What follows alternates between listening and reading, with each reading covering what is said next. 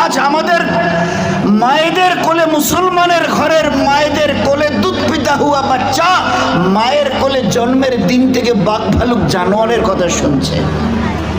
সাহাবাদের ঘরের মা বোনদের কোলে জন্মের দিন থেকে আল্লাহ রসুল ফেরেশতা কিয়ামতের কথা শুনে বড় হচ্ছে। কেন ফারাক হবে না?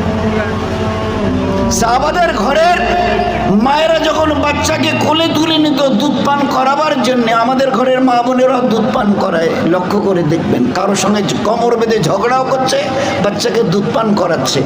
2, 3, 4 জন মেয়ে ছেলে এর ওর নামে গিবুদও করাচ্ছে আর বাচ্চাকে দুধও পান করাচ্ছে। খোদার কসম খেয়ে বলছি, ও উম্মতের মা বোনেরা, যে আমালের সঙ্গে আপনি আপনার বাচ্চাকে দুধ পান করাবেন, জেনে রেখে দিন আপনার সিনার এই দুধের সঙ্গে ওই আমালের তাসির ওই বাচ্চার ভিতরে গিয়ে দাখিল হবে।